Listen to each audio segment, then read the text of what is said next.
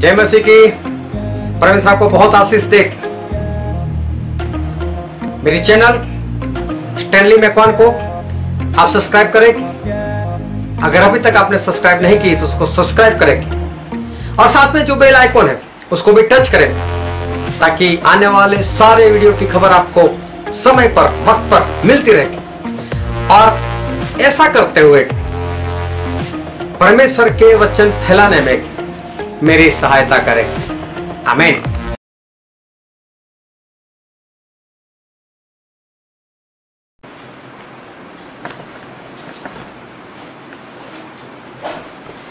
आओ परमेश्वर के वचन की ओर चले और बाइबल से यूहन्ना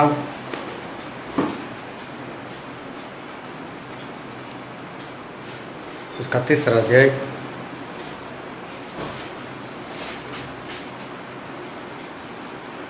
उसका 16 पद। क्योंकि परमेश्वर ने जगत से ऐसा प्रेम रखा कि उसने अपना एकलौता पुत्र दे दिया ताकि जो कोई इस पर विश्वास करे वह नष्ट न हो परंतु अनंत जीवन पाए। परमेश्वर पिता का वचन हमारे लिए बहुत ही आशीषित है और परमेश्वर पिता का वचन सच्चा है और बाइबल में लिखा है यदि तू सच्चाई को जानेगा तो सच्चाई तुझसे आज़ाद करेगी। आज एक बार फिर परमेश्वर के वचन को ध्यान से सुनना ताकि उसको समझ सको, उसको ग्रहण कर सको और आने वाले दिनों में उस वचन के अनुसार चल सको। क्योंकि जितने वचन के अनुसार चलते हैं वो आशीषित होते हैं। जब बाइबल में हम नए नियम में पढ़ते हैं और उसमें भी जब पौलुस के बारे में जब हम पढ़ते हैं कि पौलुस जो है वो महान संत हो गए, परमेश्वर के पीछे बहुत बढ़िया से चले, उन्होंने बड़े बड़े काम किए और परमेश्वर ने बहुत आयत से पौलुस का इस्तेमाल किया। लेकिन उससे पहले अगर हम बाइबल में पढ़े प्रेरितों के काम में तो पौलुस जो थे वो तो कलीसिया को सताने वाले थे, वो तो कलीसिया को मारने वाले थे, वो तो जितने लोग विश्वास में थे, विश्वास में आगे बढ़ते थे, विश्वास में चलते थे, उनको पकड़ कर उनको जेल में डालने वालों में से थे। वो तो ऐसे लोगों के ऊपर पत्थर मारने वालों में से थे। वो तो ऐसे लोगों को नाश भी कर देते थे, ख़त्म भी कर देते थे और वो तो मसीह लोगों से बहुत नफरत करते थे। लेकिन ये सभी का कारण क्या था? क्यों पौलुस जो थे वो मसीह लोगों से नफरत करते थे, उनको मारते थे या ख़त्म करते थे? इसका कारण क्या था? इसका कारण यही था कि पौलुस के पास गलत शिक्षा थी। उनके पास जो शिक्षा मिली थी उनको और उनका जो टीचर रह चुका था वो था गमलीएल। और गमलीएल उस ज़माने में जाना माना हुआ टीचर। जिस तरह से आज बड़ी बड़ी पब्लिक स्कूलें हैं, इंग्लिश मीडियम स्कूलें हैं और लोग घमंड से गर्व से कहते हैं मेरा बेटा यहाँ पर पढ़ता है, मेरी बेटी यहाँ पर पढ़ती है। और जब बेटे को भी पूछो तो वो भी घमंड से बोलेंगे हम तो इस स्कूल में पढ़ते हैं। ऐसे घमंड वाली बात गमलीएल के हाथों से सीखना, गमलीएल के पास से जाकर बाइबल को सीखना, वो एक घमंड वाली बात थी।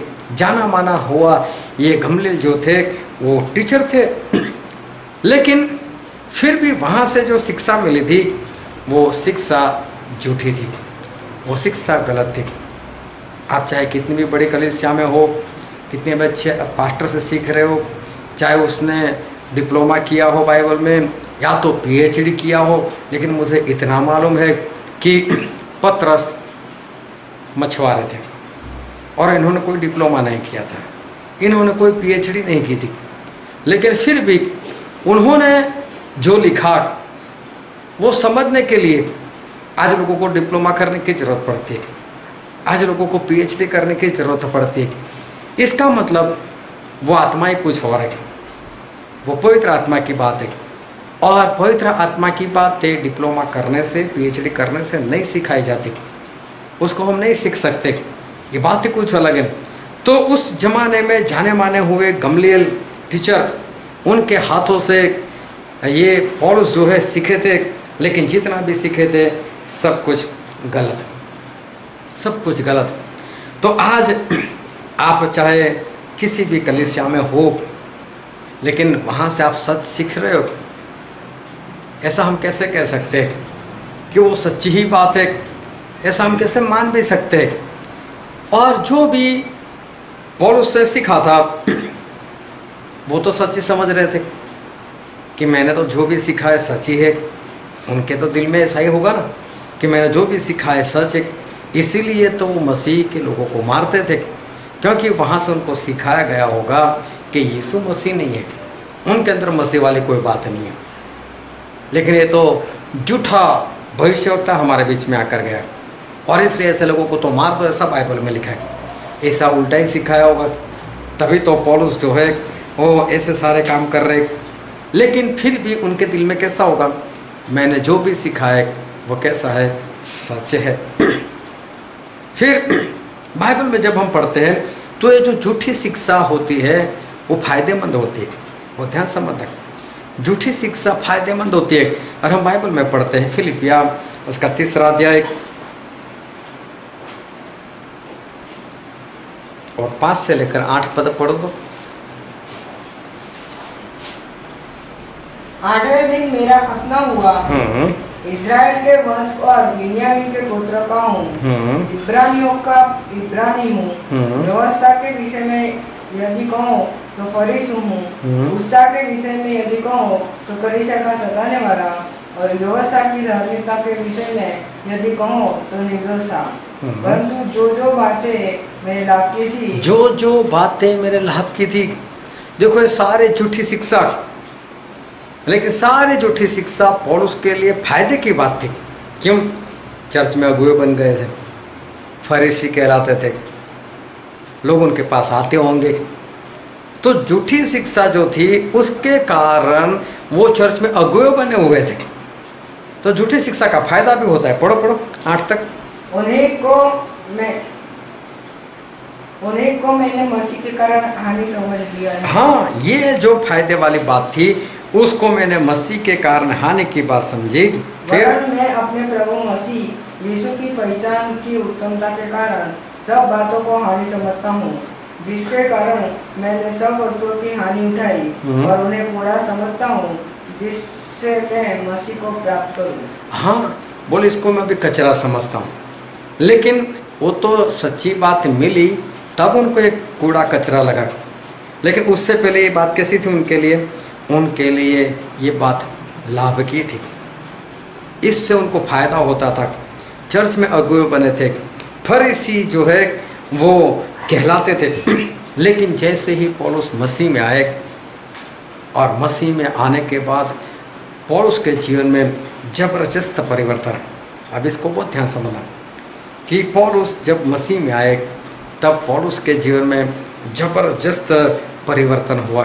कैसा परिवर्तन? हम बाइबल में पढ़ते हैं प्रेरितों के काम उसका 9वां अध्याय और उसका 9वां पद। वह 3 दिन तक न देख सका और न खाया और न पिया। हाँ, पौलुस ने ना कुछ खाया ना कुछ पिया। देख नहीं पाते थे, जो रोशनी रास्ते में दिखाई दी थी इसके कारण उनकी आंखें बंद हो गई थी, दिखता नहीं था। लेकिन क्या जितने लोग अंधे होते खाना नहीं खाते थे? तो पौलुस भी अंधे हो गए, तो इसमें खाने से क्या लेना देना। लेकिन ये ऐसा नहीं कि अंधे होने के कारण नहीं खा रहे। अंधा होता है वो निवाला लेकर कान में डालता है, नाक में डालता है, कहाँ पर डालता है वो मुंह में ही डालता है, उसका हाथ मुंह में भी जाएगा। कितना भी अंधेरा हो जाए, आप खाते हो और लाइट चली जाए तो निवाला कहाँ चला जाएगा? कान में, पेट में, वो मुंह में ही जाएगा डायरेक्ट। तो चाहे अंधा इंसान भी खाने के लिए बैठे, मैं बैठा हूँ अंधे लोगों के साथ खाने के लिए, और एक अंधे के बारे में देखा तो उसको पूछा गया, भाई साहब और डालूं? उसके अंदर चावल डाला था, अभी उसको बोला और डालूं? मैं बोला ये कैसे उत्तर देगा? तो उन्होंने थाली में ऐसे हाथ ऐसे रखा और ऐसे हाथ रखने के बाद देखा चावल कितना है, बोले और थोड़ा सा डालो। ऐसे हाथ कर उनको पता चल गया कितना है और मेरे पेट के अंदर कितनी जगह है, और फिर उतना खा लिया। तो अंधे को भी तो ये बात पता चलती। लेकिन यहाँ पर पौलुस जो है वो उपवास कर रहे, जिन्होंने आज तक लगातार 3 दिन 3 रात कभी उपवास नहीं किया होगा। लेकिन अब ये जो पौलुस है उनके जीवन में परिवर्तन आ गया और उन्होंने उपवास किया 3 दिन 3 रात। फिर उसका 11वां पद पढ़ो। प्रेरितों के काम 9 का 11। तो प्रभु ने उसे कहा, उठकर उस गली में जा, सीढ़ी कहलाती है, और यहूदा के घर में शाऊल नामक एक तरसुसवासी को पूछ, कि देख वह प्रार्थना कर रहा है। हाँ देखो, अभी पौलुस प्रार्थना कर रहे, और अभी यीशु मसीह की प्रार्थना। पहले भी प्रार्थना करते होंगे, लेकिन यीशु मसीह की प्रार्थना नहीं, सच्ची प्रार्थना नहीं। लेकिन अब पौलुस के जीवन में परिवर्तन, उपवास, और दूसरी बात उनके जीवन में जो आई वो है प्रार्थना। फिर उसका 20वां पद पढ़ो। और वह तुरंत आराधनालयों में यीशु का प्रचार करने लगा। हाँ, जो आज तक प्रभु यीशु को प्रचार नहीं करते थे, अब वो प्रभु यीशु का प्रचार करने लगे तुरंत ही। जैसे ही आंखें मिली, जैसे ही बपतिस्मा हो गया, तुरंत उन्होंने प्रचार करना शुरू कर दिया, यीशु ही मसीह है। देखो, इसको बोलते परिवर्तन। पुराने जीवन में पूरा उल्टा, उपवास नहीं था, होगा तो यहूदियों की परंपरा के समान होगा, लेकिन अब लगातार 3 दिन 3 रात। दूसरी बात, पहले यीशु मसीह की प्रार्थना नहीं करते थे, अब यीशु मसीह से प्रार्थना करने लगे। प्रभु यीशु ने कहा, अनन्या से कहा, वो मेरी प्रार्थना कर रहा है। पहले कौन सा यीशु मसीह के नाम से प्रार्थना करते थे। तीसरा परिवर्तन आया, यीशु मसीह को प्रचार करने वाले को मारने वाले अब यीशु मसीह का खुद प्रचार कर रहे। फिर पढ़ो तो उसका 22वां पद। परंतु शाऊल और भी सामर्थ्य होता गया, और इस बात का प्रमाण दे देकर कि मसीह यही है, दमिश्क के रहने वाले यहूदियों का मुंह बंद करता रहा। यहूदियों का मुंह बंद करने लग गए। पूरा पढ़ा 22वां पद। हाँ, और बाइबल में सही में तो यहाँ पर ऐसा लिखा है कि सभी लोग कंफ्यूज हो गए। बोले, ये पौलुस वही है जो यीशु मसीह का प्रचार करने वाले को मारते थे। जैसे कंफ्यूज कर दिया लोगों को, और अभी यही खुद यीशु मसीह का प्रचार कर रहे, और वो भी बाइबल से। पहले वही इंसान ऐसा बोलता था बाइबल से, नहीं वो मसीह नहीं है, वो तो झूठा है। कितना परिवर्तन। और परिवर्तन का मतलब होता है पूर्ण रीति से बदल जाना। और पौलुस के जीवन में पूर्ण परिवर्तन जो है वो आया। और फिर दूसरे कुरिन्थी में लिखा है, दूसरा कुरिन्थी इसका 11वां अध्याय,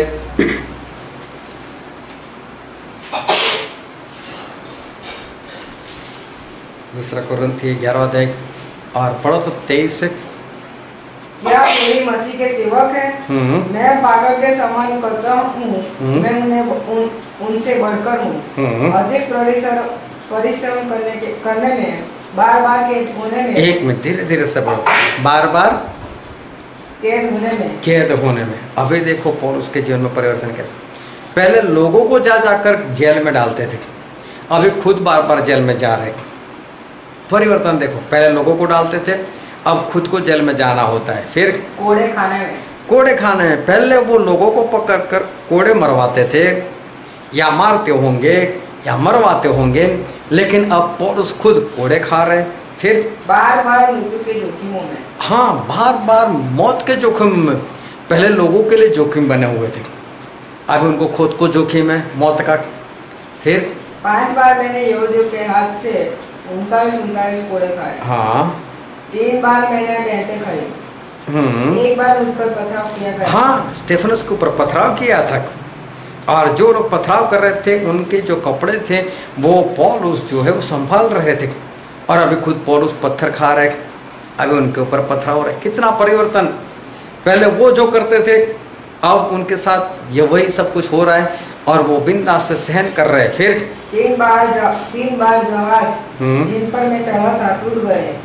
1 रात दिन मैंने समुद्र में काटा। मैं बार-बार यात्राओं में, नदियों के जोखिम में, डाकुओं के जोखिम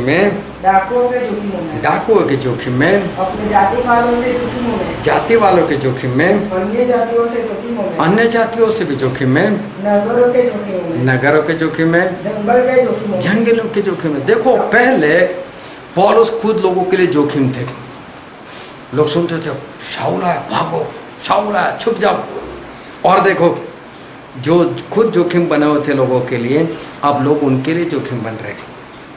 कितना परिवर्तन जो था वो सब कुछ चला गया और कुछ और जो है वो यहाँ पर इनके साथ हो रहा है। फिर उसका 28वां पद पढ़ो।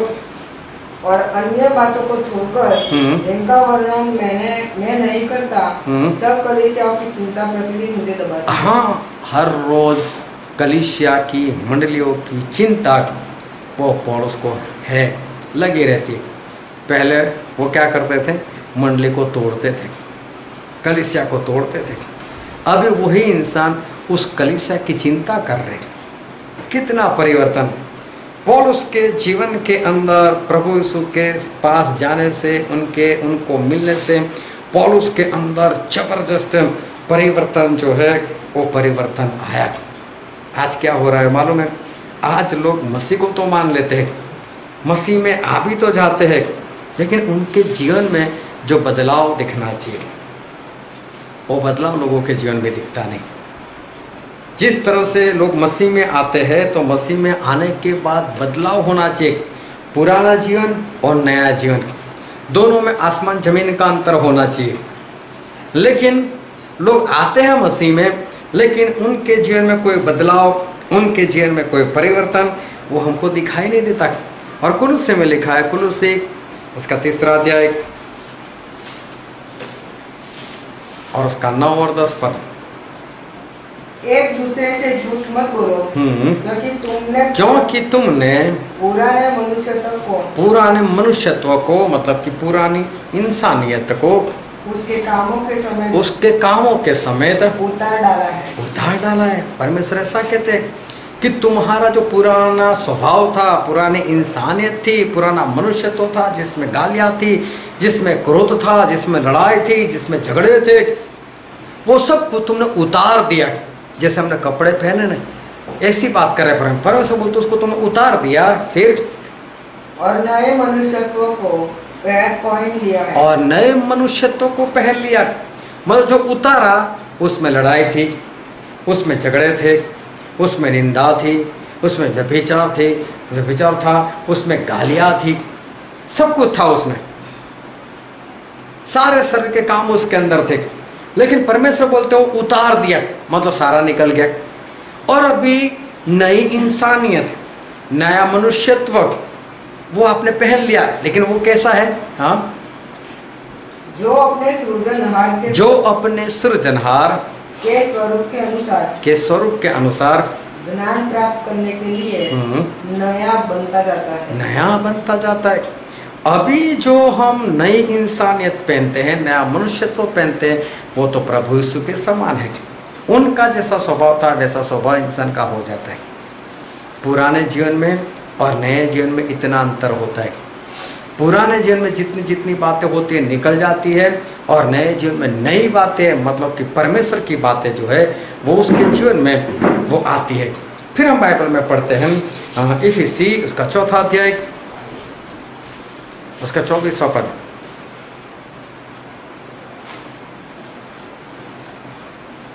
और नए मनुष्यत्व को पहन लो, जो परमेश्वर के स्वरूप सत्य की धार्मिकता और पवित्र में सृजा गया है। हाँ, नया मनुष्यत्व पहन लो जो परमेश्वर के समान है, प्रभु यीशु के स्वभाव के समान है।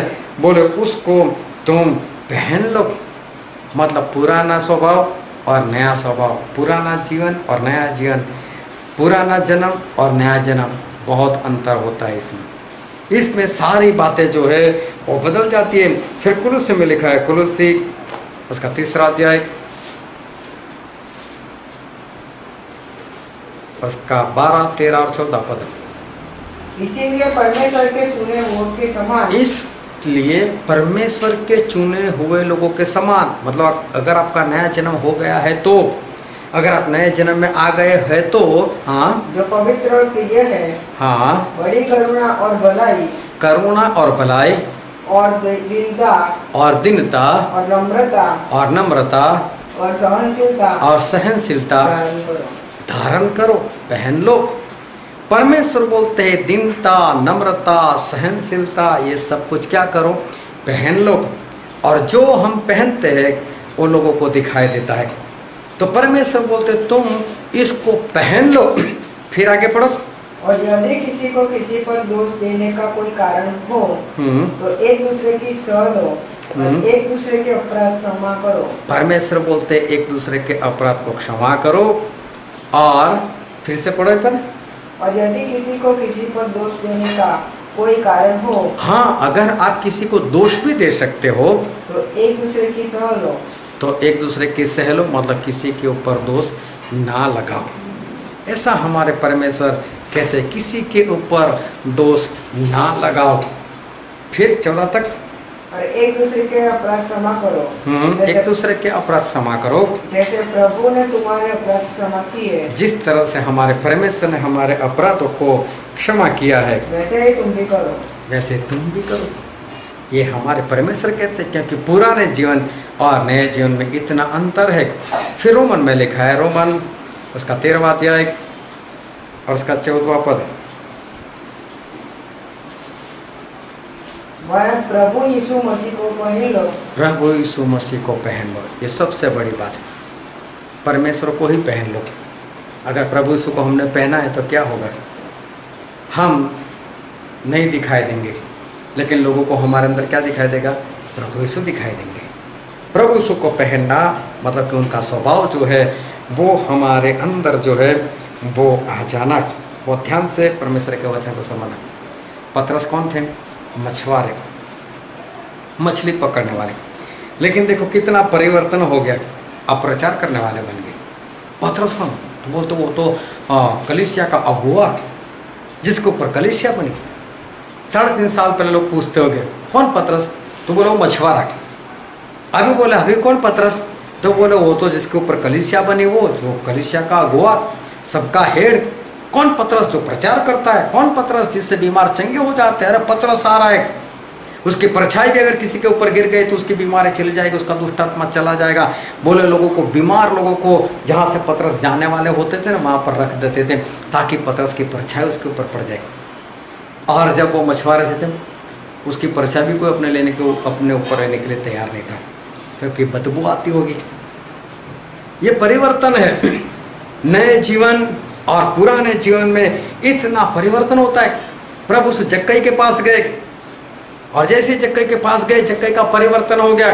जक्कई बोलता है मेरी आधी संपत्ति मैं गरीबों में बांट दूंगा बोले, और जो बचेगी उसमें से जितने जितने लोगों के पास से मैंने ज़्यादा लिया उसको 4 गुना वापस दे दूंगा। परिवर्तन, इसको कहते हैं परिवर्तन। पुराना जीवन और नया जीवन, पुराना जन्म और नया जन्म, ये दोनों में बहुत बड़ा अंतर है। ये दोनों में अंतर होता है। और इसलिए वो ध्यान से परमेश्वर के वचन जो है वो परमेश्वर के वचन को सुनते रहो। सामर स्त्री, एक व्यभिचारिणी स्त्री, जब कुएं पर पानी भरने के लिए आई थी तब पूर्ण रीति से व्यभिचारिणी थी, लेकिन जब वापस जा रही है तब पूर्ण रीति से उसका परिवर्तन हो चुका है, वो बदल गई है, अभी व्यभिचारिणी नहीं है। परिवर्तन हो जाना चाहिए। जब प्रभु यीशु हमको मिलते हैं तो हमारे जीवन में परिवर्तन हो जाना चाहिए। पौलुस को परमेश्वर मिले, प्रभु यीशु मिले, परिवर्तन हो गया। सामरी स्त्री को प्रभु यीशु मिले, परिवर्तन हो गया। पतरस को प्रभु यीशु मिले, परिवर्तन हो गया। जक्कई को प्रभु यीशु मिले तो परिवर्तन हो गया। ये परिवर्तन बहुत जरूरी है। वो ऐसे ही हो जाता है। एक बार प्रभु यीशु को किसी ने खाने के ऊपर बुलाया, और प्रभु यीशु जब वहाँ पर खाने के लिए बैठे थे तब मरियम नाम की एक स्त्री वहाँ पर आई। वो भी व्यभिचारिणी थी, और वो वहाँ पर आई और वहाँ पर बैठी और जटामासी का वो इत्र लेकर आई, और वो इत्र उसने सारा प्रभु यीशु के ऊपर डाल दिया। उस जमाने में सबसे महंगा इत्र, लेकिन सारा उस प्रभु यीशु के ऊपर उसने डाल दिया। कहाँ व्यभिचारिणी? और देखो अभी सब कुछ पैसों के लिए जो अपने सर बेचने का काम करती थी, वो अपने पास जो भी है वो सब प्रभु यीशु के ऊपर न्यौछावर कर देती है, उनको बलिदान कर देती है। ये है परिवर्तन। लेने वाला देने वाला बन जाता है। नया जन्म जब होता है तब इंसान जो है वो पूरा बदल जाता है। सेना वाला अपने आप को मारता था, कब्रों में रहता था, नंगा घूमता था, लेकिन प्रभु यीशु मिले तो कपड़े पहनने लगा, होश में आ गया। प्रचार करने वाला बन गया। बाइबल में लिखा है उसने 10 शहरों में जाकर प्रचार किया, 10 शहरों में जाकर। कितनी बड़ी बात। जो जहाँ पर रहता था वहाँ से लोग जाने से डरते थे, और वो इंसान अब परमेश्वर के वचन को प्रकट कर रहा है, और वो भी एक शहर में नहीं लेकिन 10 शहर में। प्रभु यीशु मिले तो ऐसा परिवर्तन होता है। अगर अंधा प्रभु यीशु से मिल जाए तो उसकी आंखें खुल जाती है। प्रभु यीशु से मिला तब अंधा था, जैसे प्रभु यीशु मिले तो उसकी आंखें देखने लग गई। इतना परिवर्तन। प्रभु यीशु के पास अगर लंगड़ा जाता है तो वो सही से चलने लगता है, दौड़ने लग जाता है। प्रभु यीशु के पास अगर गूंगा जाए और प्रभु यीशु से मिले तो बोलने लग जाता है। बेहरा अगर प्रभु यीशु के पास जाए तो वो सुनने लग जाता है। ये है प्रभु यीशु से मिलने के बाद जो परिवर्तन होता है, वो ये परिवर्तन होता है। पूरा जीवन जो है वो पूरा जीवन बदल जाता है। जब मैं भी प्रभु यीशु से नहीं मिला था, मेरा जीवन भी पुराना जीवन था, लेकिन जैसे ही मैं प्रभु यीशु से मिला मेरा जीवन परिवर्तन हो गया। जो पुराने जीवन की बातें थी, फिल्में देखना, गाने सुनना, टीवी को देखना, वो सब कुछ बदल गया, सब कुछ निकल गया। मेरा मित्र कहता था कि 900 चूहे खा के बिल्ली हज को चलेगी, लेकिन वही इंसान वो मेरे से प्रार्थना करवाने के लिए आने लगा। अपने रिश्तेदारों के लिए मुझसे प्रार्थना को कहने लगा और बोलता चलो ना मेरे रिश्तेदार के साथ वहाँ पर जाकर हम प्रार्थना करते। प्रभु यीशु से मिलो और परिवर्तन ना हो, ये हो ही नहीं सकता। जितने जितने लोगों की प्रभु यीशु के साथ पहचान हुई, टकराव हुआ, प्रभु यीशु से मिले, उनका जीवन जो है, उनका जीवन परिवर्तन हो जाता है। एक बार एक भाई साहब कहीं जॉब पर जाना था या मालूम नहीं किसी जगह पर इंटरव्यू में जाना था, चाहे जो भी, लेकिन किसी काम से जाना था और वक्त पर पहुंचना था, और रास्ते में वो लेट हो गए, किसी भी तरह से लेट हो गए, और जहाँ पर पहुँचे वहाँ तकरीबन 1 घंटा लेट। अभी सामने वाले चिल्लाए कितना टाइम दिया था आपको, कितने बजे आ पाए। अब वो ध्यान से मतलब उसने बहाना क्या कैसा बताया। बोले मैं तो कार लेकर समय से निकला था, और बोले मैं जा रहा था, मैं समय से ही पहुंचने वाला था, लेकिन रास्ते में मेरी कार पंचर हो गई। रात थी, अंधेरा था, और मेरी कार पंचर हो गई, और मैं वहाँ पर खड़ा हो गया। मैंने वो टायर जो था वो बदल दिया, उसका व्हील मैंने बदल दिया, लेकिन जब मैंने व्हील बदल दिया तो मेरे हाथ से एक नट गिर गई। अंधेरा था और मैं नट को देखता, तब मैं क्या देखता हूँ, पीछे से एक ट्रक पूरी स्पीड में आ रही। अरे मैं उसको ट्रक को देख रहा हूँ, यार मैं बीच में खड़ा हूँ रास्ते में, और ट्रक वाले को दिखाई नहीं देता, और बोले ट्रक वाले ने मुझे जोरों से टक्कर मारी। बोले इसलिए मैं लेट हो गया। वो बोलता है या तो तू पागल है, या तो तू मुझे पागल समझता है, या तो तू पूर्ण रीति से झूठा है। बोले वो कैसे? बोले ट्रक तुझे इतनी जोरों से टक्कर मार, तुझे कुछ हुआ ही नहीं। वो बोलता ट्रक ने मुझे जोरों से टक्कर मारी। अगर ट्रक किसी को टक्कर मारा तो क्या हो जाएगा? वो ध्यान समझता है। ट्रक अगर जोरों से टक्कर मारा तो मुझे लगता है वो जिंदा ही ना बचेगा, लेकिन बाई चांस अगर बच भी जाए तो उसके हाथ पैर जो है ना, हड्डियों का डॉक्टर भी सोच में पड़ जाए, कहाँ से जोड़ो, कहाँ से तोड़ो, कहाँ से किस तरह से ऑपरेशन करो उसका। ऐसी हालत उसकी हो जाएगी। और अबिंदा से झूठ बोल रहा है कि ट्रक जोरों से मेरे साथ टकराएगा। अभी बहुत ध्यान समझना, ट्रक बड़ा या हमारे परमेश्वर बड़े? हमारा परमेश्वर बड़े कि ट्रक बड़ा? परमेश्वर बड़े। अगर लोगों का विश्वास ऐसा है कि ट्रक अगर टकराए और इंसान को मालूम नहीं क्या क्या हो जाए, या तो मर जाए, तो जो इंसान हमारे परमेश्वर के साथ टकराए वो कैसा हो जाएगा? उसमें कोई परिवर्तन ही ना हो, कुछ बदलाव ना आए उसके अंदर। ऐसा कभी भी हो ही नहीं सकता। आप प्रभु यीशु से मिलो, प्रभु यीशु आपसे मिले, और आपके जीवन में कोई परिवर्तन ही ना आए, ऐसा गलती से भी हो ही नहीं सकता। पहले भी जीन्स, पहले भी टी शर्ट, पहले भी मेकअप करते थे, और प्रभु यीशु मिले उसके बाद भी वही जीन्स, फिर भी वही टी शर्ट, फिर भी मेकअप। नहीं हो सकता ऐसा, इंसान बदल जाता है। लेकिन अगर ना बदले तो इसका मतलब ये है कि सही में परमेश्वर प्रभु यीशु जो है वो उससे नहीं मिले हैं। अगर प्रभु यीशु मिले होते तो ऐसी बात उसके जीवन में नहीं रहती, वो बदल जाता। अगर ट्रक से इंसान को कुछ होता है वो बदल जाता है, तो इंसान अगर परमेश्वर से मिले और प्रभु यीशु उसके साथ सामने आ जाए, दोनों आपस में बातचीत करें और उसके जीवन में परिवर्तन ना हो, ये हो ही नहीं सकता। पहले भी लड़ाई झगड़े, पहले भी क्रोध, पहले भी गालियाँ, और प्रभु यीशु मिले फिर भी वही बात, नहीं हो सकता। ऐसा कभी भी हो ही नहीं सकता कि प्रभु यीशु मिले और इंसान के जीवन में कोई परिवर्तन जो है ना आए। लेकिन जितने लोग ऐसा कहते हैं कि मैं प्रभु यीशु से मिला हूँ या प्रभु यीशु मुझसे मिले हैं, लेकिन उनके जीवन में कोई बदलाव नहीं, उनके जीवन में कोई परिवर्तन नहीं, तो समझ लेना ये सारे लोग गलत फहमी में हैं। ये सारे लोग जो है वो गलत फहमी में है। नया जन्म लेकिन कोई परिवर्तन नहीं, नया जीवन लेकिन कोई परिवर्तन नहीं। इसका मतलब जितने लोग ये समझते कि मैं नया जन्म पा चुका हूँ लेकिन अभी उसके जीवन में कोई परिवर्तन नहीं, वो सारे धोखे में हैं। वो गलत फहमी का शिकार हो गए कि मेरा नया जन्म हो गया।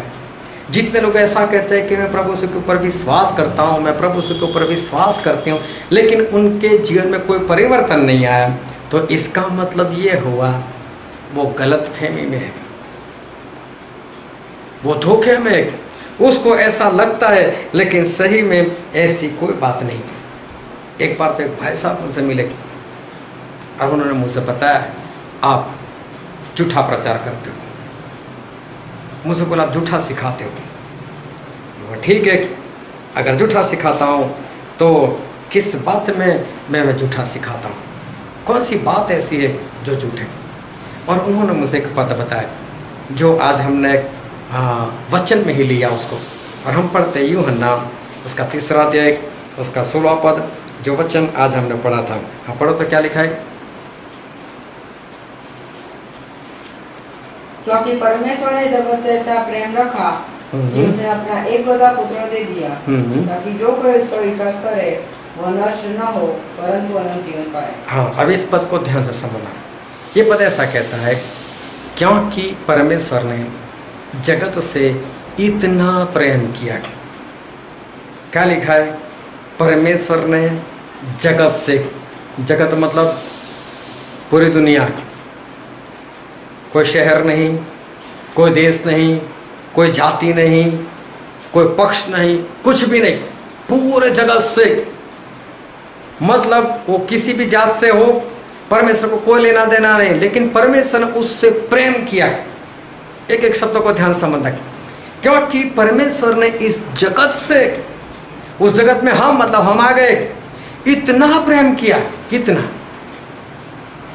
मैंने एक प्रेम किया है, हम बोल सकते हैं।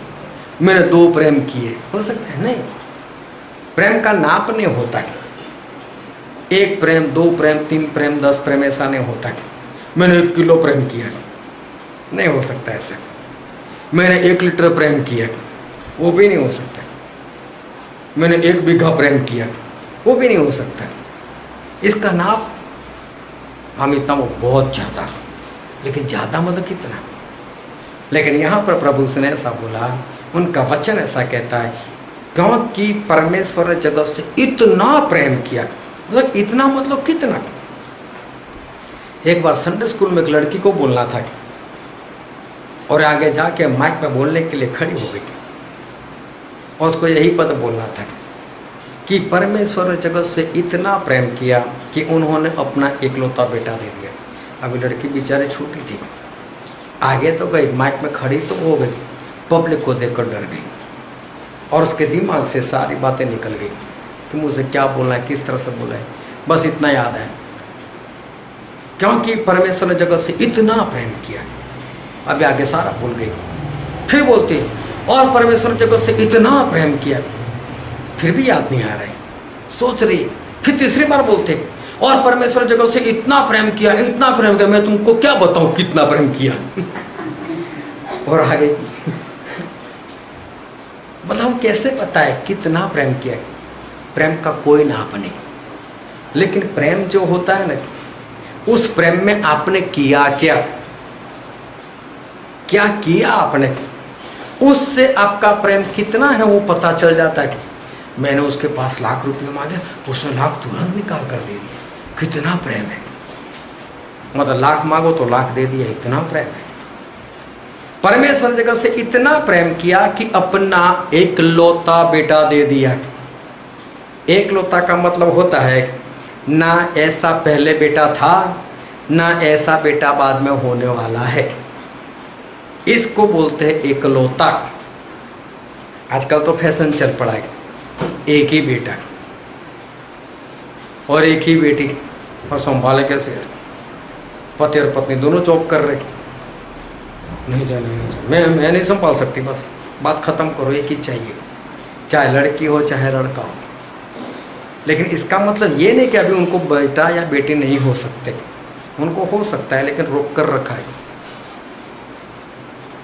हो तो सकता है लेकिन रोक कर रखा है। ऐसा नहीं वो बोले ये मेरा इकलौता बेटा, नहीं हो सकता। वो इकलौता नहीं है, क्योंकि तू अभी भी पैदा कर सकती है, तू अभी भी पैदा कर सकता है, वो तो तू नहीं कर रही है, तूने परमेश्वर के आशीष को रोक कर रखा है।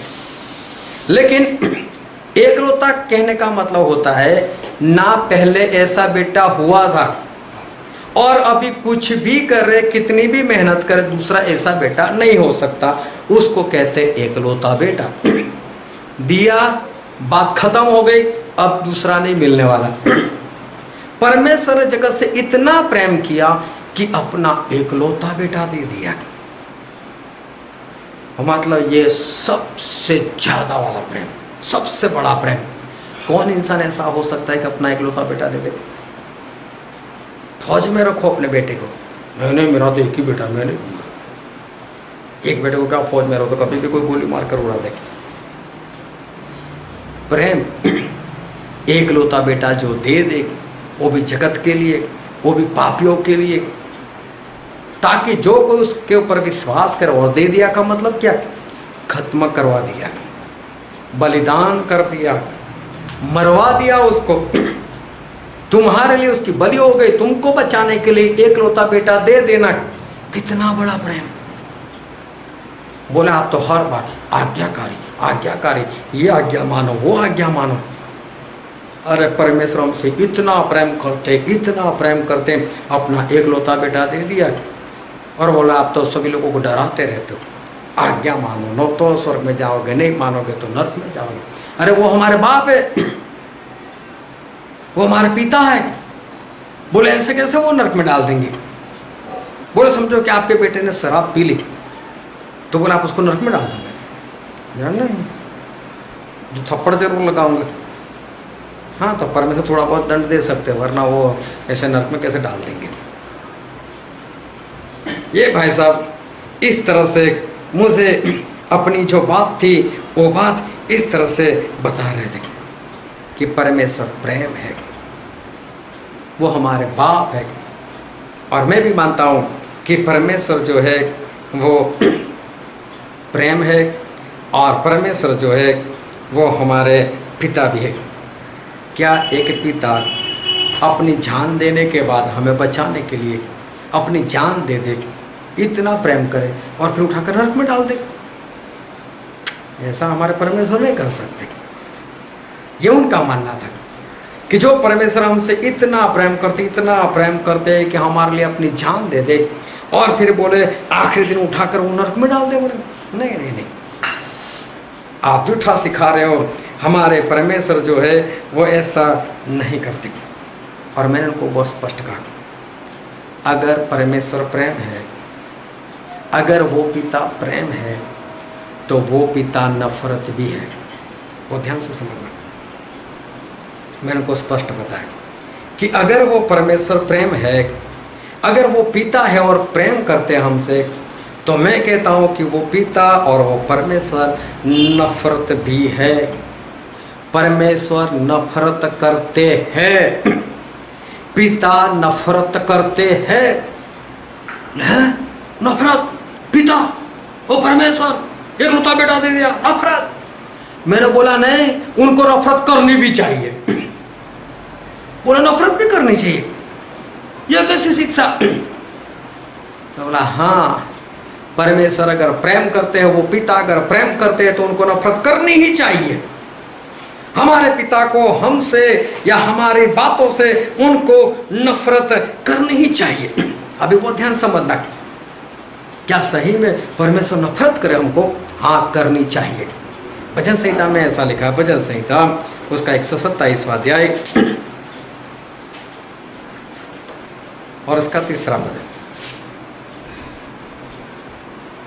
देखो, लड़के यहोवा के दिए हुए बाग है, गर्भ का फल उसकी ओर से प्रतिफल है। हाँ, यहाँ पर परमेश्वर का वचन ऐसा कहता है कि बच्चे वो परमेश्वर का धन है। समझ में आ रही बात? बच्चे क्या है? परमेश्वर का दिया हुआ धन है। बच्चे क्या है? परमेश्वर का दिया हुआ धन है। एक एक बात को बहुत ध्यान से समझना कि जो बच्चे इंसान को होते हैं वो बच्चे क्या है। तो यहाँ पर 127 भजन संहिता उसके 3रे पद में स्पष्ट लिखा है कि बच्चे परमेश्वर का दिया हुआ धन है। अभी मैं एक सवाल करता हूँ, क्या उस बच्चे से परमेश्वर प्रेम करते हैं? हाँ या ना? बोलो तो, हाँ या ना? अरे कैमरे में आवाज आनी चाहिए, ऐसे बोलो, हाँ या ना? हाँ। क्या परमेश्वर उस बच्चे से प्रेम करते हैं? हाँ। अगर परमेश्वर बच्चे देते हैं और वो बच्चे उनका धन है, तो क्या परमेश्वर उस बच्चे से प्रेम करते हैं? वो करते हैं। तो अगर इंसान एबॉर्शन करवा दे तो परमेश्वर प्रेम करे या नफरत करे? ये सीधी सी बात है। नहीं नहीं बेटा, बहुत अच्छा किया तूने, तो एबॉर्शन करवा कर ध्यान देने, मेरा बेटा ही ऐसा था, अच्छा किया तूने। बोलेगा ऐसे क्या? परमेश्वर को नफरत करनी चाहिए जितने लोग एबॉर्शन करवाते हैं। अगर परमेश्वर प्रेम है तो नफरत है, उनको नफरत करनी ही चाहिए, क्योंकि जो बच्चा उनका दिया हुआ धन है उसको जो लोग गर्भ में मार दे, उसको गिरा दे। मालूम है बच्चे को लोग किस तरह से मारते? एबॉर्शन का मतलब क्या होता है? किसी को पता नहीं चलता एबॉर्शन मतलब क्या, दिखाई नहीं देता। लेकिन एबॉर्शन का मतलब होता है अंदर गर्भवती स्त्री के अंदर शरीर डालते और शरीर डाल कर ऐसे मारते बच्चे को, अंदर जो जिंदा है उसके टुकड़े टुकड़े कर देते हैं। और बहुत ही नाजुक मांस होता है, वो लहू बनकर निकल जाता है। वो कोई ब्लीडिंग नहीं हुआ है, स्त्री को बच्चा मार मार कर निकाला अंदर से। और मेरे परमेश्वर, हाँ नहीं, मैं तो तुझसे बहुत प्रेम करता हूँ, मैंने तेरे लिए इकलौता बेटा दे दिया, मैं तो तुझसे फिर भी प्रेम करता, करवाने और भी एबॉर्शन करवा देना, मैं और भी दूंगा। ऐसा बोलेंगे क्या परमेश्वर? परमेश्वर नफरत करते हैं, परमेश्वर नफरत करेंगे। अगर एबॉर्शन करवाओगे तो परमेश्वर नफरत करेंगे और फिर उसको अपने स्वर्ग में, बेटा तूने बहुत अच्छा किया आज हम मेरे साथ रहने के लिए, ऐसा बोलेंगे क्या परमेश्वर को? हमारे परमेश्वर अगर प्रेम है तो इतनी ही नफरत करते हैं। हमारे परमेश्वर इतनी ही नफरत करते। अगर आप एबॉर्शन करवाओ तो हमारे परमेश्वर ये नहीं कहेंगे मैं तो तेरा बाप हूँ बेटे, मैं तो कुछ नहीं बोलूँगा बेटे, कोई बात नहीं, एबॉर्शन करवाया तो नहीं बोलेंगे ऐसा। ऐसे झूठे ख्याल में जो है वो मत रहना, बहुत अच्छा किया बेटा तूने, ऐसा हमारे परमेश्वर जो है वो कभी नहीं कहने वाले। फिर याकूब के पत्र में लिखा, याकूब की पत्री उसका 4था अध्याय और उसका 4था पद, व्यभिचारिणी हो। हाँ, क्या तुम नहीं जानती कि संसार से मित्रता संसार से मित्रता करनी परमेश्वर से बैर रखना है। और परमेश्वर से बैर रखना है। अगर आप संसार के मित्र हो तो परमेश्वर आपसे प्रेम करेंगे? क्या लिखा है यहाँ पर? संसार से मित्रता तो परमेश्वर से बैर, परमेश्वर आपसे नफरत करेंगे। अगर आप संसार से प्रेम करते हो तो परमेश्वर आपसे नफरत करेंगे। अभी बहुत ध्यान समझना, अगर आपका बेटा शराबी के साथ घूमेगा और शराब पिएगा और आप उसको बोले आजा बेटा आजा, मैं तो तेरा बाप हूँ, बहुत बढ़िया लगा तूने शराब पिया ना, मैं तो बहुत खुश हूँ, मैं तो बहुत प्रेम करता हूँ बेटे, बोलेगा? क्या करेगा उसका बाप? क्या करेगा? 2 थप्पड़ लगाएगा। और फिर भी दूसरी बार पी कर आया तो, तीसरी बार पी कर आया तो बोले इसके लिए घर के दरवाजे बंद, चल निकल यहाँ से, बात खत्म करो। संसार से मित्रता और ये भूल जाओ कि हमारे पिता परमेश्वर वो हमसे प्रेम करे, स्पष्ट लिखा है बैर करेंगे, वो बैर रखेंगे, हमसे नफरत करेंगे। संसार से प्रेम तो परमेश्वर से प्रेम आपको कभी नहीं मिल सकता। परमेश्वर को नफरत करनी ही चाहिए, क्योंकि बाइबल में लिखा है कि संसार से प्रेम मतलब कि परमेश्वर से बैर, और इसलिए ऐसे लोगों से तो परमेश्वर नफरत ही करेंगे। फिर बाइबल में लिखा है, हम पढ़ते हैं यूहन्ना उसका 15 अध्याय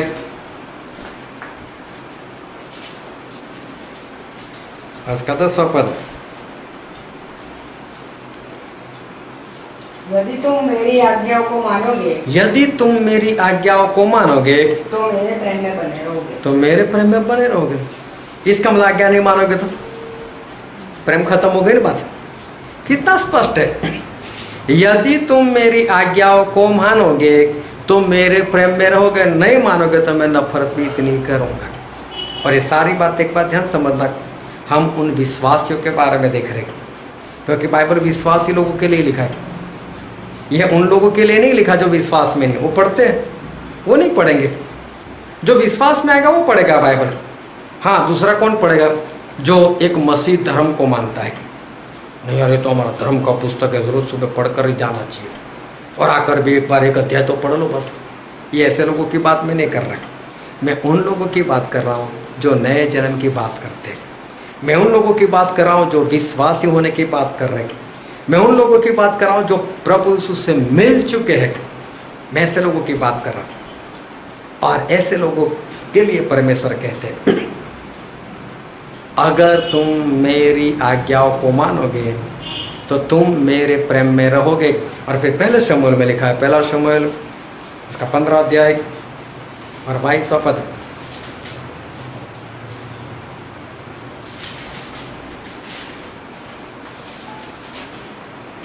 शमूएल ने कहा, क्या यहोवा होम बलियों और मेल बलियों से उतना प्रसन्न होता है जितना कि अपनी बात के माने जाने से प्रसन्न होता है? सुन, मानना तो बलि चढ़ाने से और कान लगाना मेढ़ों की चर्बी से उत्तम है। यहाँ भी एक बार लिखा है कि परमेश्वर अपनी आज्ञा को मानता है तो परमेश्वर उससे प्रसन्न होते हैं। प्रभु उसने तो स्पष्ट कह दिया कि मेरी आज्ञाओं को मानो तो मेरे प्रेम में बने रहोगे, आज्ञा नहीं मानोगे तो मैं भी प्रेम में नहीं बना रहूँगा। समझो आप बाप हो, आपका बेटा है सामने, आपने बेटा बोला बेटे ला एक गिलास पानी लेकर आए, और बेटे ने बोला नहीं दूंगा मैं। वाह बेटा कितना अच्छा बोला तू, तो ऐसा बोलोगे? प्रेम करोगे उससे? नफरत आएगी फिर उससे, इधर भी ठोकता हूं तुझसे। ये स्पष्ट सी बात है कि इंसान परमेश्वर की आज्ञा ना माने और फिर भी परमेश्वर उसके पीछे पीछे जाए, नहीं बेटा तू तो बहुत अच्छा है, मैं तुझसे बहुत प्रेम करता हूँ, तू तो मेरी आज्ञा कैसे कैसे नहीं मानता है, मुझे बहुत आनंद है। ये भूल जाना, परमेश्वर प्रेम है, लेकिन प्रेम है तो साथ में उनको नफरत करनी ही चाहिए, क्योंकि परमेश्वर स्पष्ट बोलते यदि तू मेरी आज्ञाओं को माने तो मेरे प्रेम में बने रहोगे। अभी समझ लो कि 10 लोग हैं जिन्होंने परमेश्वर की आज्ञा मानी और परमेश्वर उनको स्वर्ग में ले लिया। 20 लोग ऐसे हैं जिन्होंने परमेश्वर की आज्ञा नहीं मानी परमेश्वर उनको भी स्वर्ग में ले लिया। अब ये नहीं बोलेंगे कि परमेश्वर हमने तो आज्ञा मानी थी इसलिए हम स्वर्ग में, इनको कैसे लिया? हमको भी बोल देते क्या परमेश्वर ऐसे पक्ष करेंगे? क्या परमेश्वर पक्षपात रखेंगे? ये बात बहुत ही स्पष्ट है कि परमेश्वर नफरत करेंगे अगर आप उनकी आज्ञा नहीं मानोगे तो। फिर रोमन में लिखा है, रोमन उसका 8वां अध्याय और उसका 7वां पद। क्योंकि शरीर पर मन लगाना तो शरीर पर मन लगाना, शांति से पढ़ो, शरीर पर मन लगाना तो परमेश्वर से बैर रखना है। वो तो परमेश्वर से बैर रखना है। शारीरिक इंसान मतलब परमेश्वर से बैर। कितना स्पष्ट लिखा है कि जो इंसान इस शरीर के ऊपर मन लगाता है वो कैसा है? परमेश्वर पर बैर रखने के समान। तो क्या परमेश्वर से प्रेम करेंगे? हाँ बेटा तू तो बहुत अच्छा शरीर के पीछे पीछे भागता है, आत्मा की बातें तो सुनता नहीं, कितना अच्छा करता है। हमारे परमेश्वर कभी भी ऐसा नहीं बोलने वाले। शरीर पर मन लगाओगे तो वो परमेश्वर से बैर है और परमेश्वर कभी भी ऐसे इंसान को वो प्रेम नहीं कर सकते। फिर एफिसी में लिखा है, एफिसी उसका 6वां अध्याय और उसका 4वां पद। हे बच्चे वालों मतलब माता पिता को बोल रहे, अपने बच्चों को रीस न दिलाओ। अपने बच्चे को रिस ना दिलाओ मतलब उनको चिढ़ाओ नहीं, परंतु प्रभु की शिक्षा, लेकिन प्रभु की शिक्षा और चेतावनी देते हुए उनका पालन पोषण करो। क्या बोलते परमेश्वर? अपने बेटे को चेतावनी दो, परमेश्वर के वचन सिखाओ। क्या आप बाप हो और अपने बच्चों को लेकर बैठकर सिखाते हो क्या परमेश्वर के वचन? और आप बाप हो, माँ हो और अपने बच्चे को नहीं सिखाते तो क्या परमेश्वर आपसे प्रेम करेंगे? वो बच्चे परमेश्वर का दिया हुआ धन है, उसकी संभाल नहीं रखते, उसको परमेश्वर का वचन नहीं सिखाते तो क्या परमेश्वर आपसे खुश हो जाएंगे? परमेश्वर आपसे प्रेम करेंगे? बहुत ध्यान से समझना, जितने जितने माता पिता अपने बच्चों को परमेश्वर का वचन नहीं सिखाते उनको परमेश्वर प्रेम नहीं करते, उनसे तो परमेश्वर नफरत ही करेंगे। ये स्पष्ट बात है। परमेश्वर को बोलने वाले नहीं, मैं तो तेरा बाप हूँ, तू चाहे ना सिखाए कोई बात नहीं, लेकिन मैं तो तुझसे प्रेम ही करता रहूँगा। ये बात कभी भी नहीं हो सकती। फिर इब्रानी में लिखा, इब्रानी उसका 11वां अध्याय और उसका 6 पद। और विश्वास बिना उसे प्रसन्न करना अनहोना है। प्रभु यीशु को प्रसन्न करना विश्वास के बिना नहीं हो सकता। इसका मतलब अगर आप विश्वासी नहीं तो परमेश्वर आपसे खुश नहीं। तो खुश नहीं मतलब क्या? नाराज। वो आपसे खुश नहीं, आपसे प्रसन्न नहीं। तो इसका मतलब क्या हुआ? जब आपका विश्वास ही नहीं तो परमेश्वर आपसे प्रसन्न नहीं होते। तो प्रसन्न नहीं होते तो नाराज होंगे ना। तो नाराज होकर क्या करेंगे? प्रेम करेंगे। मैं तो नाराज होकर प्रेम करता हूँ तुझसे। आज सारे धोखे में से बाहर निकल आना। परमेश्वर प्रेम है, वो हमारे पिता है, इसमें कोई भी शक नहीं। ये बात पक्की ही है कि परमेश्वर प्रेम है, वो हमारे पिता है, उन्होंने अपना इकलौता बेटा हमारे ऊपर प्रेम करते हुए दे ही दिया है। इसमें कोई शक वाली बात नहीं, ये तो है ही। लेकिन इसका मतलब ये मत समझो कि हर बात में परमेश्वर जो है वो आपसे प्रेम करेंगे। फिर भजन संहिता में लिखा है उसका 147 147 उसका 11वां पद।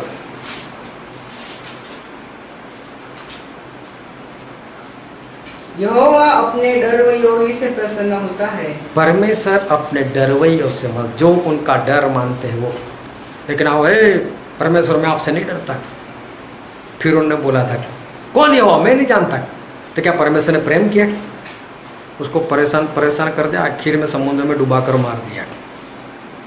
तो ये मत समझना फिर उठकर बोलेगा परमेश्वर नहीं, वो तो इजरायली, वो तो मसीह को मानते इसलिए आपने उनको छोड़ दिया। ऐसा नहीं चलेगा। हमारे परमेश्वर किसी का पक्ष नहीं करते।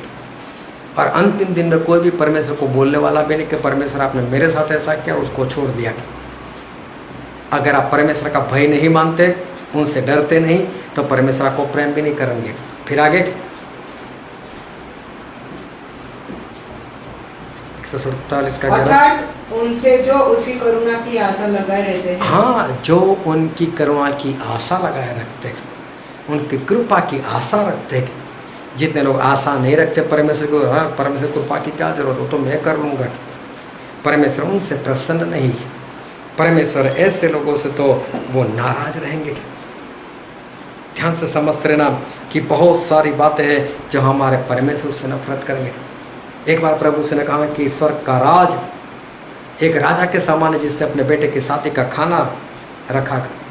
बहुत लोग आए खाने के लिए, राजा घूमने के लिए निकले, लेकिन एक इंसान ऐसा था जिसने कपड़े नहीं पहने थे शादी के, और शादी के कपड़े नहीं पहने थे तो क्या राजा खुश हो गया? क्या बोला राजा ने? बोले इसको बाहर डाल दो, इसको अंधेरे में डाल दो, उसको आग में डाल दो। यह है हमारे परमेश्वर। अगर आपने शादी के कपड़े नहीं पहने, एक दुल्हन की तरह आप तैयार नहीं, आपने परमेश्वर की आज्ञाकारी से आप तैयार नहीं हुए, उनके पवित्र आत्मा को पाकर आप स्वर्गराज के लिए तैयार नहीं हुए, तो आखिरी दिन परमेश्वर आपको उठाकर नरक में डाल देंगे। फिर वहाँ ये नहीं बोले कोई बात नहीं, तूने कपड़े नहीं पहने फिर भी मैं तो तुझसे बहुत प्रेम करता हूँ। नहीं, प्रेम ये है कि आज भी परमेश्वर ने आपको अभी भी जीवित रखा है, और इसलिए ऐसी जितनी भी बातें हैं ना उसमें से सुधर जाओ। बस ऐसे ही मतलब मैं कुछ भी करो परमेश्वर मुझसे प्रेम ही करते रहे, तो ये बात हमेशा हमेशा के लिए आज भूल जाना। प्रभु से ने एक बार एक स्वर्गराज का और दृष्टांत दिया था, और प्रभु से ने बोला एक को 5 सिक्के दिए, एक को 2 सिक्के दिए, एक को 1 सिक्का दिया, और जिसने 1 सिक्का रखा था उसने कोई काम नहीं किया। तब परमेश्वर ने क्या बोला? इस निकम्मे दास को बाहर के अंधेरे में डाल दो। ये आलसी और दुष्ट चाकर। अगर आप परमेश्वर का कुछ भी काम नहीं कर रहे तो आप आलसी हो, आप दुष्ट हो और आप निकम्मे हो। उसको परमेश्वर प्रेम नहीं करेंगे। अगर आप परमेश्वर का काम नहीं कर रहे तो आप आलसी, आप दुष्ट और निकम्मे हो। ऐसे लोगों से परमेश्वर जो है वो कभी भी प्रेम नहीं कर सकते। परमेश्वर उनको प्रेम नहीं करेंगे। उसको भी बोल दिया कि इस निकम्मे दास को बाहर अंधेरे में डाल दो। ऐसे लोगों से परमेश्वर ऐसा नहीं बोलेंगे आजा आजा बेटे मैं तुझसे बहुत प्रेम करता हूँ स्वर्ग में, लेकिन बोलेंगे तो ऐसा चाल निकाल, भाग, फुट, ऐसा बोल देंगे परमेश्वर पूरे नफरत से। क्योंकि परमेश्वर ने बाइबल में लिख ही दिया है कि भेड़ और बकरे जैसे लोगों को तो परमेश्वर डालने ही वाले। वो ध्यान संभालो। एक पास्टर साहब और उनकी कलीसिया का एक 14 साल का लड़का, और वो जा रहे थे अपनी कार में, ड्राइवर चला रहा था। पास्टर साहब खिड़की के पास से बाहर देख रहे थे, और वहाँ गार्डन था, और गार्डन में 14 साल के लड़के को देख लिया। और वो लड़का जो था वो तो उनके कलीसिया के मेंबर का लड़का था, और वो लड़का किसी लफंगों के साथ बैठकर सिगरेट पी रहा था। 14 साल का लड़का। एक पास्टर ने क्या किया, गाड़ी खड़ी रखी, पार्क में गए, उस लड़के को हाथ पकड़ कर लेकर आए, कार में बिठा दिया, उसके घर पर लेकर गए, और घर पर जाकर लड़के को उसके बाप के हाथ में दिया।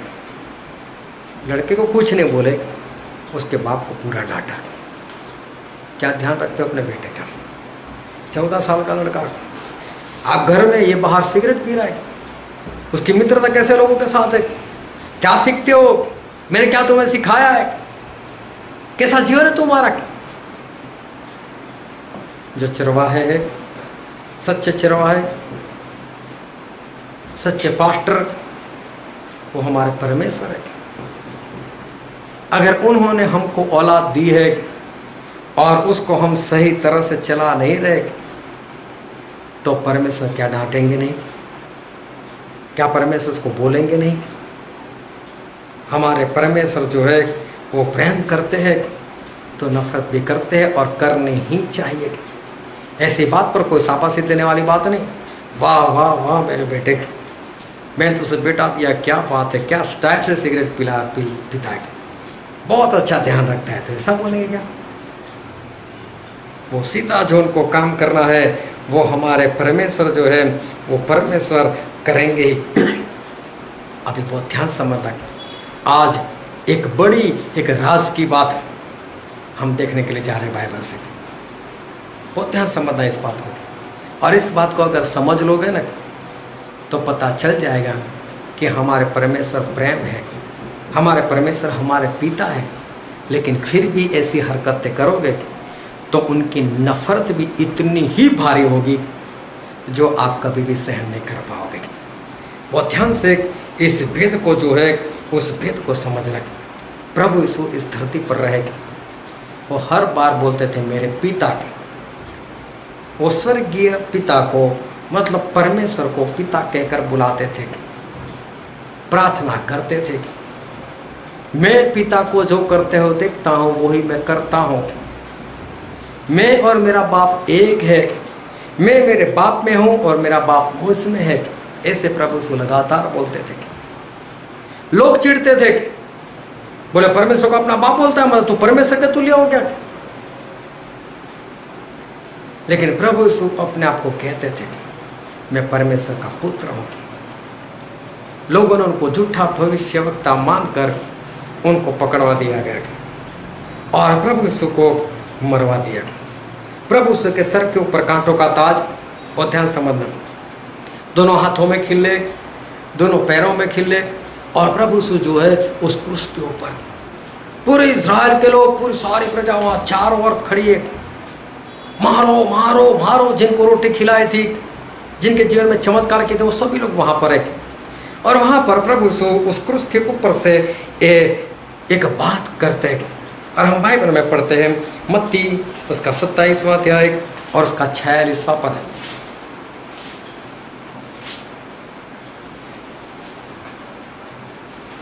तीसरे पहाड़ के निकट यीशु ने बड़े शब्द से पुकार कर प्रभु यीशु ने बड़े शब्दों से मतलब जोरों से पुकारा, एली एली लमा शबक्तनी, एलोय एलोय लमा शबक्तनी। इस बात को बहुत ध्यान समझना भी। प्रभु यीशु उस क्रूस के ऊपर पहली बार चिल्लाए, पहली बार जोरों से बोले, और क्या बोले? एलोय एलोय लमा शबक्तनी। ये अन्य भाषा थी, लोगों के लिए कोई समझ नहीं पाया कि प्रभु यीशु क्या कह रहे, लेकिन आज हमारे लिए बाइबल के अंदर लिख कर दिया कि उसका मतलब क्या है। क्या है मतलब उसका? अर्थात हे मेरे, इसका मतलब ये है हे मेरे परमेश्वर, हे मेरे परमेश्वर, हे मेरे परमेश्वर, तूने मुझे क्यों छोड़ दिया? तूने मुझे क्यों छोड़ दिया? प्रभु यीशु ने क्या बोला? हे मेरे परमेश्वर, हे मेरे परमेश्वर। क्यों? पिता ने बोला। आज तक पिता पिता करते थे ना, क्यों पिता ने बोले? क्यों यहां पर प्रभु यीशु ने पिता शब्द ने इस्तेमाल किया? क्या क्रूस पर थे इसलिए? नहीं। हम लूका में पढ़ते हैं, लूका रचित सुसमाचार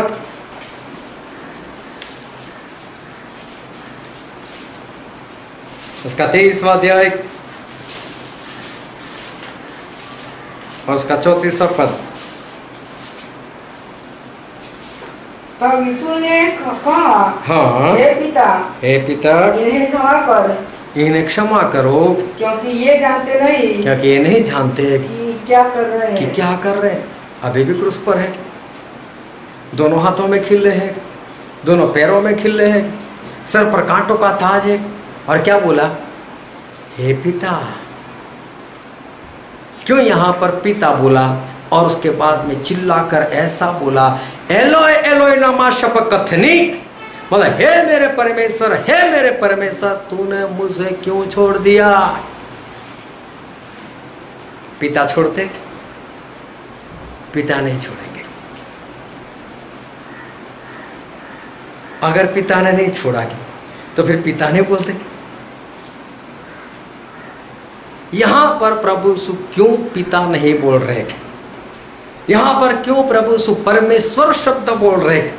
क्या कारण है इसका?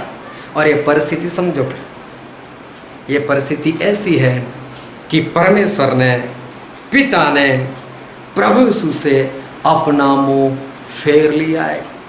ऐसी परिस्थिति में जब सबसे ज्यादा एक पिता की इनको जरूरत है, प्रभु उसमें कोई पाप नहीं, दोनों हाथों में खिल्ले, सर के ऊपर कांटों का ताज। यशायाह भविष्यवक्ता ने लिखा कि उन्होंने सारा दर्द सहन करते हुए कभी भी अपना मुंह नहीं खोला। प्रभु से ऐसे चुपचाप बस कोड़े मारते रहे, ऐसे ही खड़े रहे, वो चिल्लाए नहीं, ऐसा नहीं किया। वो तो फिल्म वाले कुछ भी गलत दिखा देते। प्रभु से जितने भी मारते हैं प्रभु से ऐसे ही खड़े मारते रहो। दर्द होता था लेकिन सहन करते हुए अपने मुंह से भी उन्होंने नहीं बताया कि मुझे कुछ हो रहा है, क्योंकि मरना था उनको। कहीं इनको दया आ गई, कहीं चिल्लाया दया आ गई और उसने मारना बंद कर दिया, तो छोड़ दिया तो मुझे नहीं, मरना जरूरी था।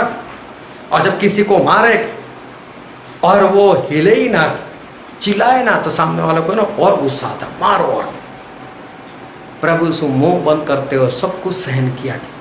अभी तक शांत थे प्रभु यीशु, लेकिन ये परिस्थिति में जब परमेश्वर ने अपना मुंह फेर लिया, क्यों पिता ने, क्यों परमेश्वर ने प्रभु यीशु से अपना मुंह ऐसे फेर लिया, जबकि इस परिस्थिति में सबसे ज्यादा जरूरत थी प्रभु यीशु को।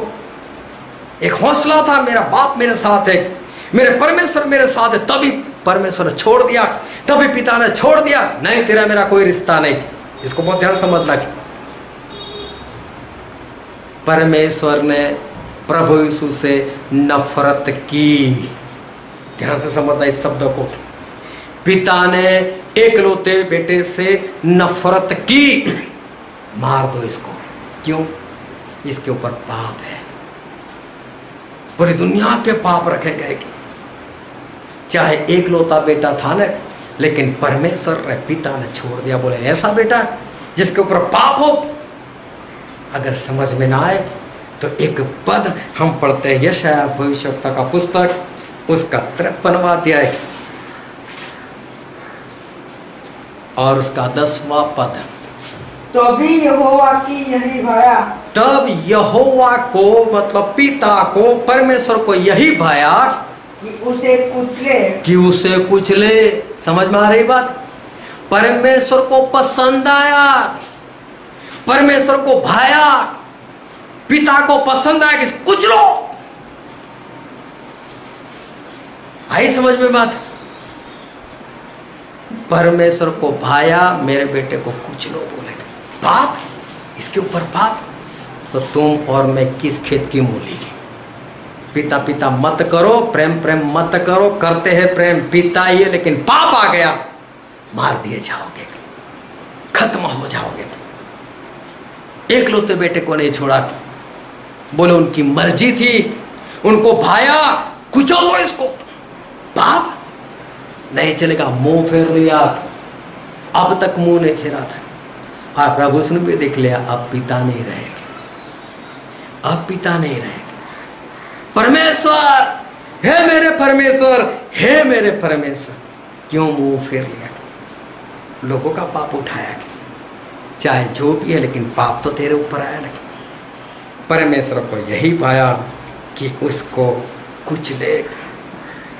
हमारे परमेश्वर प्रेम करते हैं तो हमारे परमेश्वर नफरत भी करते हैं। जो चीज़ उनको नहीं पसंद वो करोगे तो नफरत करेंगे। और इसलिए प्रेम प्रेम प्रेम मत करते रहो, पिता पिता पिता पिता मत करते रहो, नहीं बचाए जाओगे ऐसे। ये झूठी मान्यता से बाहर निकल आओ। ये जो ऐसे प्रीचर है ना, जो टीवी पर देते हैं, हमारे पिता, हमारे पिता हमारे फल में से कुछ नहीं करेंगे, निकलो वहां से बाहर। वो झूठे लोगों को मारकर भगाओ जो बड़ी भीड़ इकट्ठी कर कर बैठे हुए और गलत शिक्षा देते हैं। हमारे परमेश्वर प्रेम है तो नफरत भी है, क्योंकि परमेश्वर इस जगत से इतना प्रेम किया, इतना प्रेम किया, अपना एकलौता बेटा दे दिया। और तब भी आप उससे प्रेम ना करो, तब भी उसकी ना मानो, तो लोग क्या बोलते, अरे मैंने इसके लिए इतना किया फिर भी मेरे साथ ऐसा, चल निकल निकल। फिर नफरत है, मैंने तेरे लिए इतना कुछ किया और फिर भी तू नहीं। प्रभु सुनो, उस वक्त पिता नहीं बोला, क्योंकि समझ चुके थे मेरे पिता नहीं रहेंगे। ये परमेश्वर जजमेंट जज बन चुके, अभी तो जजमेंट दे रहे, मार दो, कुचल दो, बात खत्म करो। ये है हमारे परमेश्वर। इतनी बात समझ लेना कि पिता पिता और परमेश्वर परमेश्वर, प्रेम प्रेम जो है वो मत बोलते रहो। वो है, इसमें कोई शक नहीं। वो पिता ही है, वो परमेश्वर है, वो प्रेम ही करते, आपको नरक में डालना नहीं चाहते, लेकिन काम ऐसे करोगे तो प्रभु से बोलते हे मेरे परमेश्वर, हे मेरे परमेश्वर। अब वो पिता नहीं, अब वो परमेश्वर है, जजमेंट दे रहे, कुचल दो इसको। और इसलिए अपने आप को संभाल कर रखो कि परमेश्वर जगत से बहुत प्रेम किया, उस प्रेम का फायदा उठा लो, सामने प्रेम करो, उनको जो पसंद है वही करो, तो कभी भी नफरत नहीं करेंगे। वो है ही प्रेम, वो नफरत करना नहीं चाहते, लेकिन आपके काम ही ऐसे हो तो फिर तो नफरत करेंगे ही करेंगे। जो उनको नहीं पसंद, उनके बच्चे को मार दो या अबॉर्शन करवा दो, जो उनको नहीं पसंद ऐसी बातें करो, और फिर भी वो आपसे प्रेम करते रहे, ऐसा झूठा प्रेम नहीं है उनका, वो तो स्पष्ट प्रेम करते। ये करो प्रेम। अगर उनका कहा हुआ नहीं करोगे, नफरत भी इतनी भारी आ जाएगी। इसलिए परमेश्वर ने जो प्रेम से अपना बलिदान दिया है, उसका फायदा उठाकर उनके पीछे लगातार चलते रहो, उनका कहा हुआ करो, ताकि आप उसके प्रेम में बने रहो और स्वर्गराज के वारिस हो जाओ। आओ हम सभी अपनी आंखें को बंद करें और अपने मस्तकों को प्रभु यीशु के आगे झुकाए। मेरे प्रिय, बहुत ध्यान से समझना चाहिए।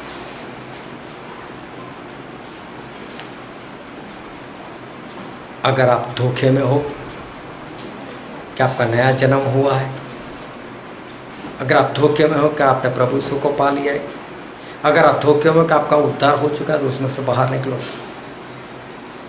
जितने जितने लोग प्रभु यीशु से मिलते हैं, उनका परिवर्तन होता है। अगर आपका परिवर्तन नहीं हुआ तो परमेश्वर से प्रेम की आशा छोड़ दो। उन्होंने अपना एकलौता बेटा इसीलिए दिया कि आप पाप से शुद्ध हो जाओ, पवित्र बन जाओ।